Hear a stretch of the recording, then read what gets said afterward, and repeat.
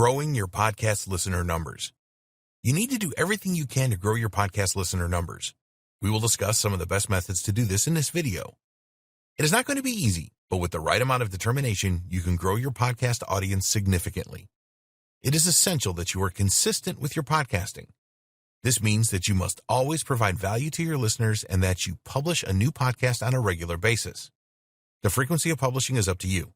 It can be weekly, fortnightly, or even every day if you have the time and content to do this. Just be consistent. As you grow your listener base, they will get used to your podcast publishing schedule. They will be very disappointed if you miss a week, for example.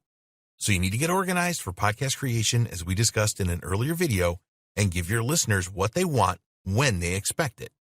Let's assume that you are going to publish a new podcast once a week. Choose the same day to publish. So if you launch a new podcast every Friday, then your listeners will get into the habit of tuning into your podcast channel every Friday and expect a new podcast to be there for them. Some listeners will arrange their lives around your podcast day. They will download your podcast and listen to it while they're doing something else, such as driving to work. So don't let them down. If you start missing Fridays, then they will soon give up on your channel and look elsewhere. We strongly recommend that you record a number of podcasts in advance so that publishing every week is a lot easier for you. So, for example, you could record 4 podcasts over a weekend, and that has you covered for the upcoming month ahead. You need good reviews and ratings. You're not going to encourage new listeners if you don't have any good reviews or ratings for your podcasts. Even worse than this is to have a number of negative reviews on your podcast channel. People have become accustomed to look for reviews before they act. They do not want to be the first to try something, even when it is free. You have to provide sufficient evidence to a new listener that listening to your podcast is going to be a good use of their time. Positive reviews and ratings are the best way to do this. So, ask your listeners to provide a review and rating for your podcasts at every opportunity. What happens if you receive a negative review? Well, the first thing to do is see if the review is justified. If it is, then you need to learn from it and thank the reviewer for their comments and explain that you will take their suggestions on board. Sometimes negative reviews are part of a smear campaign from competitors. If you suspect this, then contact the podcast directory administrator and ask for the comments to be removed. Unfortunately, some people will go to any lengths to try and sabotage their competitors. When you have a really large listener base, there is always a chance that you will receive some negative reviews. You need to be strong when this happens and respond swiftly to the comments. It is impossible to please all of the people all of the time. If your reviews are mainly positive, then nobody is going to mind a few negative reviews. Take a look at your podcast statistics, and if you see that your podcasts are being streamed and downloaded in significant numbers, then remind yourself that you are on the right track. Don't be disheartened by the minority. Ask your friends and family to leave the first few positive reviews to get you started.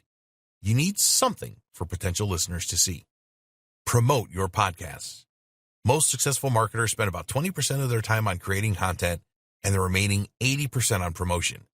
You need to do this as well. Just because you built it doesn't mean that they will come. Consistent promotion of your podcasts is the best strategy. The first step is to really know who your target audience is. When you know this, you can find out where they hang out. If your audience is younger, then they will probably use Instagram, Snapchat, Reddit, etc. And if they are older, then try Facebook, Pinterest, and forums, for example. So if your audience are going to be on Facebook, you can use Facebook ads to reach out to them. Facebook has a great retargeting system, which means that if a person shows an initial interest, they get cookied, and then you can retarget them again. A retargeted individual is warm. They have already discovered you and your brand, and it is much easier to convert them than it is with cold leads. You can use an incentive to convert both cold and warm leads and get them onto your email list. Once they have subscribed, tell them about your podcasts. Podcast contests. Once you have a good number of listeners to your podcast, you can hold a contest. Some examples could be the best post about your podcast on Facebook, the best review left, the best tagline idea for your podcast show. Think about what you want to achieve here. Do you want more people to leave a post on Facebook about your podcast so that you can increase your reach? Or do you want to get more good reviews on your channel? Always give the contest winner a good prize for participating. If you have created your own products, then you could give the winner access to this for free.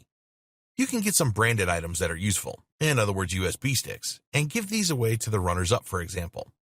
Always name the winner on one of your podcasts and reach out to them and ask if they want to be interviewed.